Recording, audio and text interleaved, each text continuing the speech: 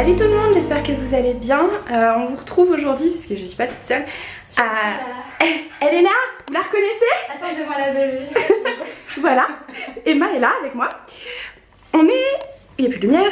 On est à Prague. On est arrivé hier soir. J'ai pas eu la foi de commencer le vlog parce que je suis partie hyper tôt de Cork hier.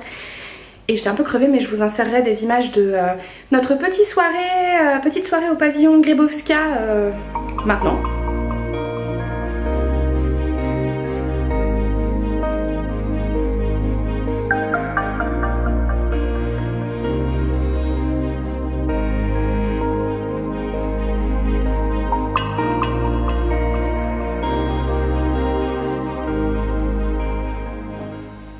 Donc voilà.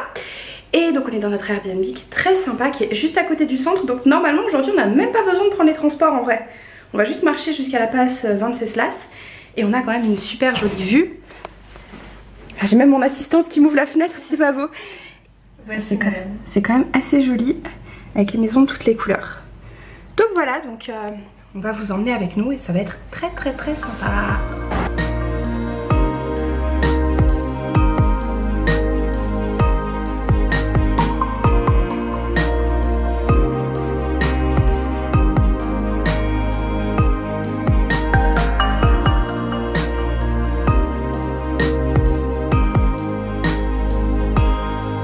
Un camion là. On a fait tout le centre historique. On a été voir le pont Charles, on n'est pas encore allé dessus, il y avait vraiment trop de monde.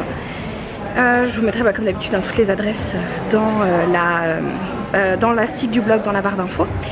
Là on va aller à la maison qui danse pour dîner parce qu'il y a un super restaurant en rooftop, donc on y va là tranquillement. Voilà.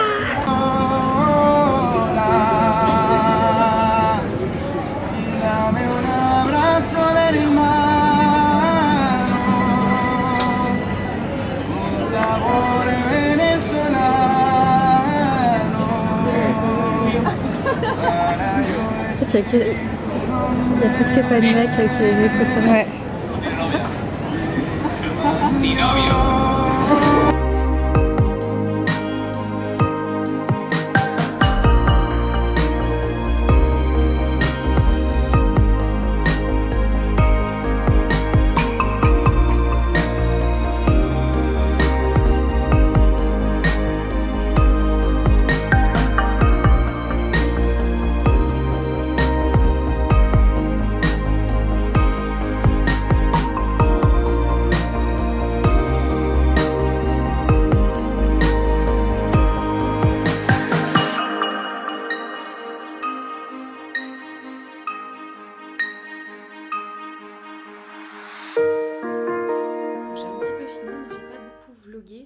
Aujourd'hui parce qu'on s'est surtout baladé comme je vous disais tout à l'heure. Donc pour préciser un petit peu, donc on a été sur la place principale de Prague, celle où il y a la tour l'horloge astronomique. Horloge astronomique qui est en travaux, donc on était un petit peu déçus de ne pas pouvoir la voir, mais bon, tant pis, c'est pas grave. On a vu tous les autres monuments historiques. Et donc ensuite on a été dîner à la tour qui danse, donc elle s'appelle comme ça parce qu'elle a été faite en hommage à Ginger Rogers et Fred Astaire. Et en ce moment, il y a une expo sur le cinéma tchèque des années 50 et 60. On a vu un petit bout, c'était super joli. Ça donne envie de voir plus, mais on a déjà un tel programme à Prague qu'on ne sait pas si on va avoir le temps. De toute façon, au pire, vous verrez si on finit par le faire. Donc là, il n'est pas très tard, il est 21h15. Mais on est tellement explosé en fait, il fait tellement chaud qu'on a décidé de ne pas rentrer super tard. Et demain matin, comme ça, on va se lever très tôt pour aller commencer à visiter le château. Puisque comme d'habitude on a pris la carte transport musée de la ville et on l'a prise à partir de demain parce qu'au lieu de fonctionner en heures comme dans d'autres villes où j'ai pu avoir, ou peu importe l'heure à laquelle on la commence, ça dure 24, 48 ou 72 heures, là ça fonctionne vraiment par jour. Donc on a fait commencer la nôtre demain puisqu'on a récupéré déjà un peu tard, on l'a récupéré sur l'heure du déjeuner aujourd'hui. Donc voilà. Donc demain on va se lever très tôt pour aller faire le château et le quartier du château ça va être trop beau. Donc je vais essayer de vlogger un petit peu plus demain. Ce sera un peu plus régulier comme ça, c'est un peu plus intéressant pour vous. Mais en tout cas, j'adore cette ville. J'étais déjà venue il y a 10 ans avec ma maman, que vous connaissez du coup.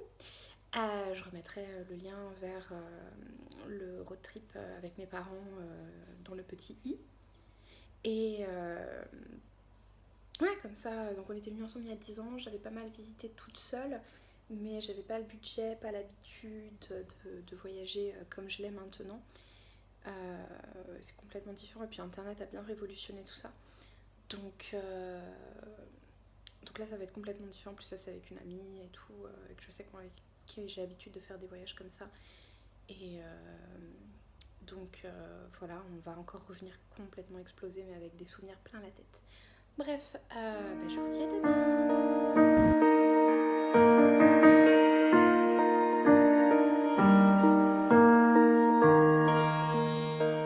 Emma, tu fais coucou à la caméra? Salut, on me voit ou pas? Là on ne voit plus, t'es cachée derrière moi, là on te voit. T'es là. Bonjour. Voilà, donc jour 2. On vient d'arriver au château de Prague, il est assez tôt, le château ouvre à 9 h, on voulait être là avant l'ouverture. Même si on a pris les cartes, normalement on a un coup de fil mais on n'est pas sûr, donc on sait jamais. Puis il y a déjà pas mal de monde. Et l'avantage c'est qu'il ne fait que 26 degrés. Ça va. À 8 h du mat. Là. Mais bon voilà, donc comme ça on va passer la journée enfermée dans le château, on espère être un petit peu au frais. C'est parti.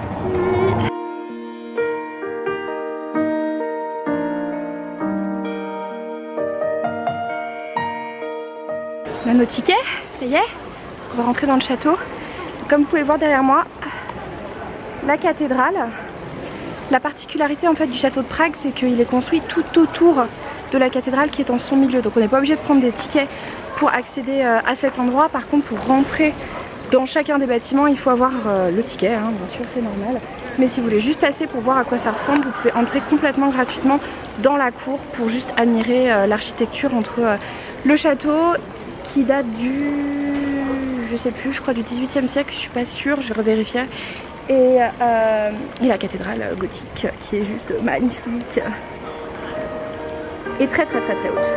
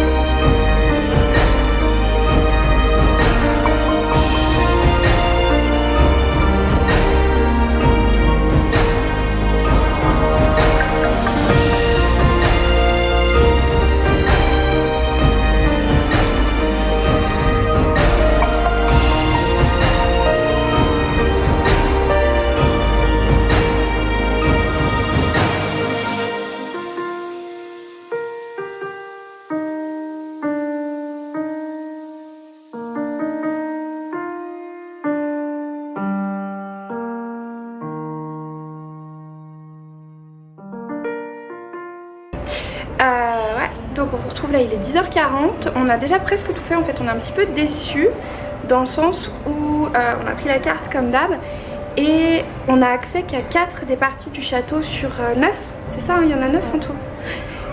Et c'est pas des très grandes parties, donc bon, voilà. Après c'est très joli, hein, on est très contente de se balader dans le château, mais bon. Du coup on s'est posé au café du musée Lebovitch, hein, c'est ça? Lobkowicz. Je ne sais pas du tout prononcer le tchèque. Toutes les langues latines et l'anglais ça va, mais alors les langues de l'Est de l'Europe, je fais confiance à Emma. C'est Emma la pro. On a une vue. C'est pas mal du tout. Je mettrai quand même toutes les adresses, hein, vous savez, dans le blog, en barre d'infos. Le seul truc qui était super sympa, c'était la Golden Lane, qui en fait est un espèce de déco-musée, en fait, des maisons tchèques avec plein de petites de petites maisons différentes, des petites boutiques. Par contre c'était plein de groupes de touristes asiatiques qui prennent un peu toutes les places, donc je comprends qu'ils veulent visiter, mais ils prennent vraiment toute la place. Pour parler un petit peu plus du château, donc je disais tout à l'heure 18e siècle pour les parties les plus récentes, les parties les plus anciennes datent du 10e siècle, donc ça date un petit peu. Il est super bien conservé de ce qu'on a vu, c'est magnifique, et puis il y a une vue de malade mentale.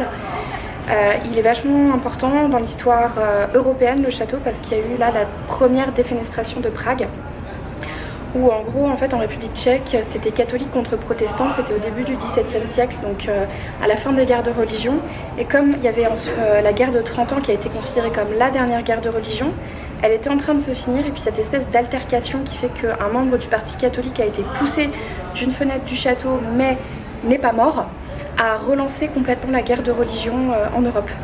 Donc c'était assez impressionnant de voir la fenêtre de la défenestration. On s'est demandé si on avait le droit à une live démo, mais on n'a pas eu. Emma a voulu essayer. À vous. J'ai voulu, mais j'ai pas pu. C'est dommage. Je suis déçue. Donc voilà, donc là on va regarder, parce que comme il est encore vachement tôt, en même temps c'est peut-être pas plus mal qu'on soit venu si tôt parce qu'il y avait moins de monde que ce qu'il y aurait pu avoir cet après-midi. On va regarder ce qu'on va faire d'autre, parce qu'on pensait vraiment passer toute la journée au château.